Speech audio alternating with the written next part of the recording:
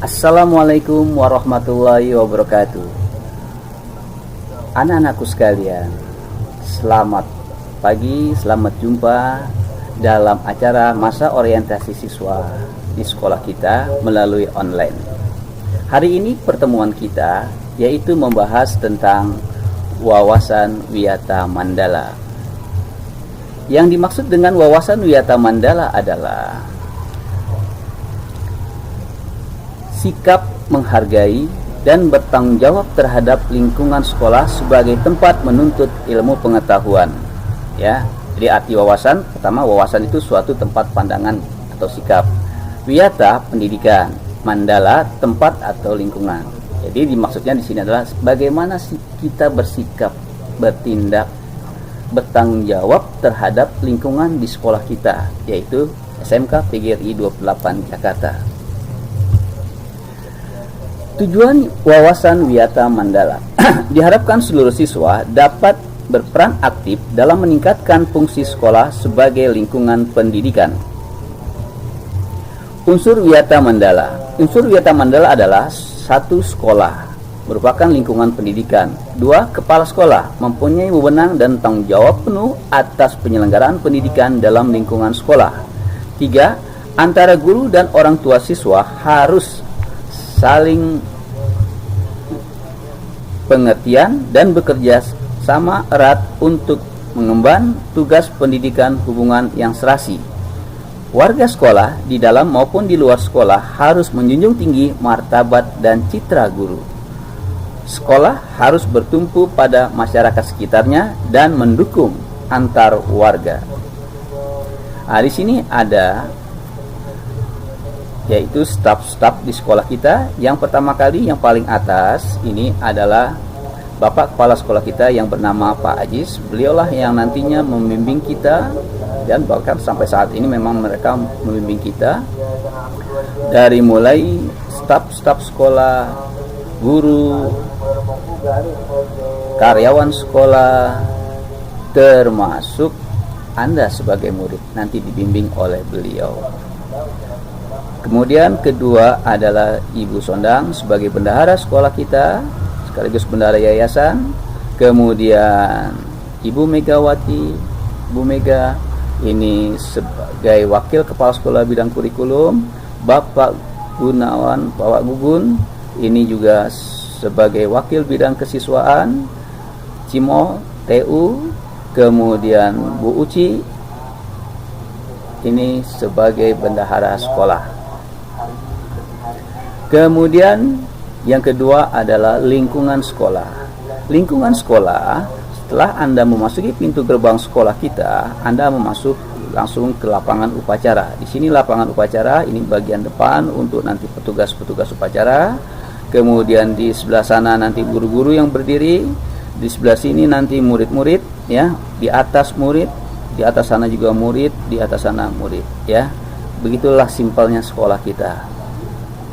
Ya, di sini untuk kelas yang tinggi, di atas kelas yang menengah dan kelas bawah.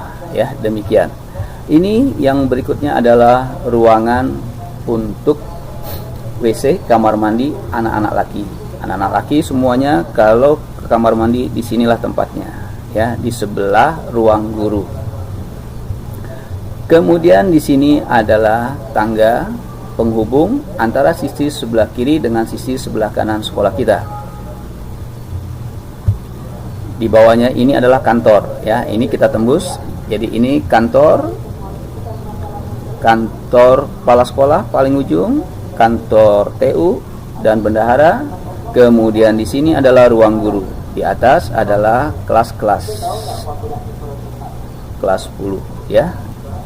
Kemudian berikutnya di sini ada yaitu lab komputer 1 dan ini lab komputer 2.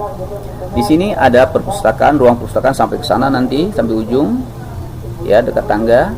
Kemudian di sini ada kamar mandi untuk wanita di sini, sekaligus kalau ada yang mau mengambil air wudhu pun di sini bisa, ya. Di sana kamar mandi untuk wanitanya, untuk anak-anak.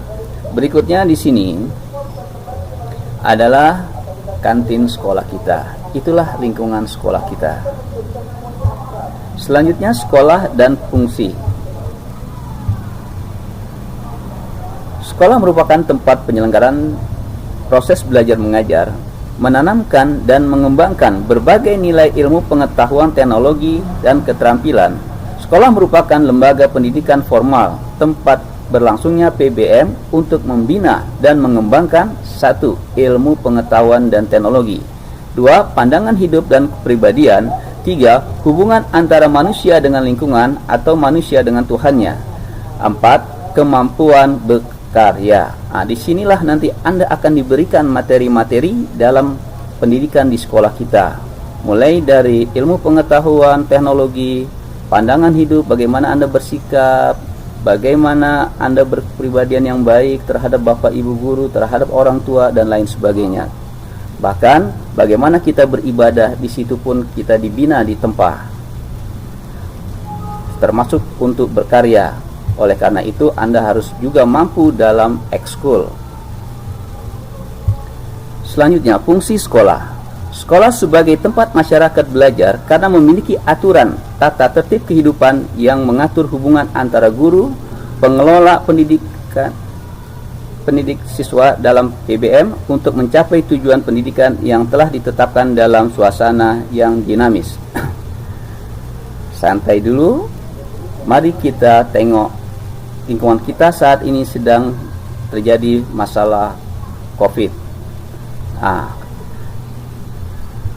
Dengan adanya peristiwa seperti ini, hendaknya kita bisa menjaga jarak, menggunakan masker, dan kalau bisa memakai sanitizer, ya, agar tangan kita bersih dan virus-virus penyakit bisa menjauh dari diri kita. Lanjut, ciri-ciri sekolah sebagai masyarakat belajar. Ada guru dan siswa, tentu siswanya Anda, gurunya kami, para Bapak Ibu guru. Tercapainya masyarakat yang sadar, mau belajar, bekerja keras, terbentuknya manusia Indonesia seutuhnya. Prinsip sekolah. Sekolah sebagai wiyata mandala. Selain harus bertumpu pada masyarakat sekitarnya, juga harus mencegah masuknya paham sikap perbuatan yang secara sadar ataupun tidak sadar menimbulkan pertentangan antara sesama karena perbedaan suku, agama, asal-usul keturunan, tingkat sosial ekonomi, serta perbedaan paham politik. Ingat, kita bineka, ya. Jangan perbedaan dijadikan masalah, tapi jadikanlah perbedaan itu adalah suatu kekayaan bangsa kita. Kita harus saling bekerja sama. Sekolah sebagai wadah lembaga yang memberikan bekal hidup. Dalam hal ini sekolah seharusnya bukan hanya sekedar lembaga mencetak para intelektual muda, maupun lebih dari itu, sekolah harus menjadi rumah kedua yang memberikan pelayanan yang pengalaman hidup, mulai dari berorganisasi. Disinilah Anda dilatih berorganisasi di sekolah kita. Sekolah sebagai institusi tempat peserta didik belajar di bawah bimbingan pendidik. Bimbingan lebih dari sekedar pengajaran. Dalam bimbingan, peran pendidik berubah dari seorang pendidik menjadi seorang orang tua, bahkan menjadi seorang kakak. Ingat, guru nanti akan menjadi orang tua Anda, akan menjadi kakak, bahkan mungkin akan menjadi teman. Tapi sopan santun harus dijaga yang benar. Sekolah sebagai lembaga pengembangan bakat minat siswa. Disinilah bakat-bakat Anda dikembangkan di sekolah kita, mulai dari olahraga, kesenian, dan lain-lain. Sekolah sebagai lembaga pembinaan potensi di luar inteligensi, meningkatkan kemampuan intelektual, emosional, maupun kemampuan-kemampuan lainnya. Sekolah harus memberikan perhatian serius. Sekolah sebagai wahana pengembangan sikap watak. Sekolah sebagai wahana pendewasaan diri. Sekolah sebagai bagian dari masyarakat belajar. Nah, mulai dari sekarang Anda sudah dewasa, Anda harus memiliki kepribadian yang dewasa. Jangan lagi seperti anak kecil yang apa-apa harus diberitahu oleh orang tua. Sulutlah kesadaran pribadi. Selamat datang di SMK PGRI 28 Jakarta. Semoga Selamat bergabung dalam menempuh pendidikan di SMK PGRI 28 Jakarta. Semangat bro. Penataan Wiyata Mandala dalam upaya ketahanan sekolah. Ketahanan sekolah lebih menitik beratkan pada upaya-upaya yang bersifat preventif untuk menjadikan sekolah sesuai dengan tujuan dan fungsinya. Perlu dilakukan penataan Wiyata Mandala di sekolah melalui langkah-langkah meningkatkan koordinasi dan konsolidasi sesama warga sekolah, melaksanakan tata tertib sekolah secara konsisten, melakukan koordinasi dengan komite sekolah dan pihak keamanan setempat untuk terselenggaranya ketahanan sekolah, mengadakan penyuluhan bagi orang tua dan siswa yang bermasalah, mengadakan penyuluhan dan pembinaan kesadaran hukum bagi siswa, pembinaan dan pengembangan keimanan, ketakwaan, etika bermoral Pancasila, kepribadian sopan santun dan berdisiplin. Pengembangan logika para siswa, rajin belajar, gairah menulis, gemar membaca informasi penemuan para ahli, mengikutsertakan siswa dalam kegiatan ekstrakurikuler. Mekanisme dalam melaksanakan Wiyata Mandala. Dalam rangka pelaksanaan Wiyata Mandala, perlu upaya penanggulangan secara dini setiap permasalahan yang timbul sehingga dapat menghilangkan dampak negatifnya, yaitu dilaksanakan secara terpadu, bertahap, dan berkelanjutan sebagai berikut. Tahap preventif. Upaya untuk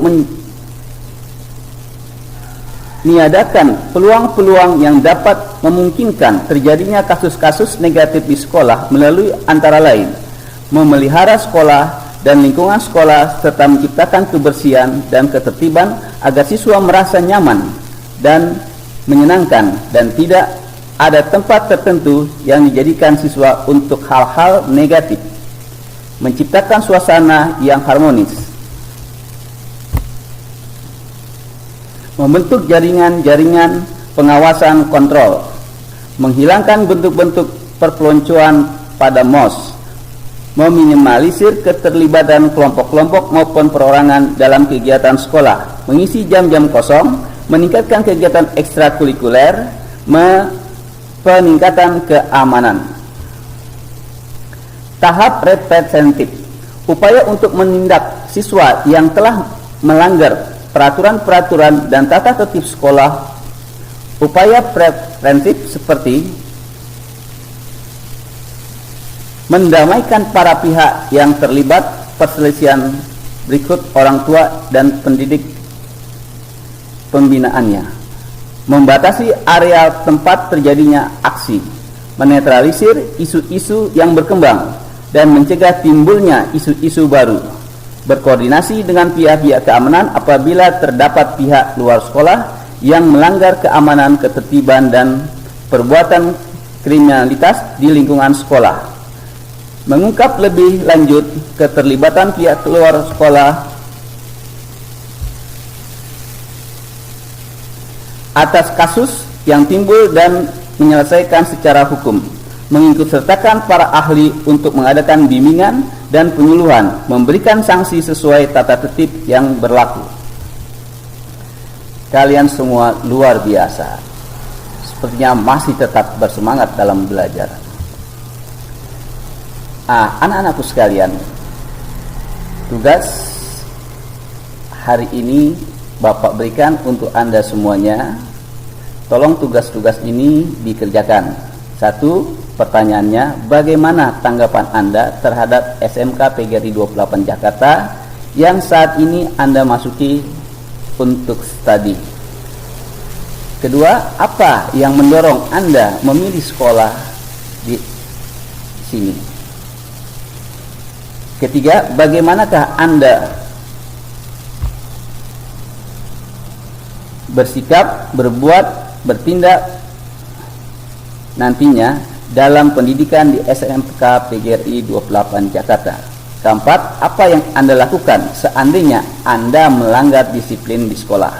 5. Bagaimana caranya agar keaktifan organisasi OSIS di sekolah Anda ini dapat bergerak maju? Jawaban nantinya tolong dikerjakan ya dengan lembar jawaban seperti ini ya. Ada lembar jawaban siswanya, kemudian kirim ke WA 081220166397 ya. Tulis nama siswa lengkap, alamat lengkap, nomor telepon serta nomor HP Anda termasuk nomor HP orang tua Anda. Ini gunanya untuk konsolidasi antara pihak guru dengan pihak orang tua. Demikian akhir kalam. Wassalamualaikum warahmatullahi wabarakatuh.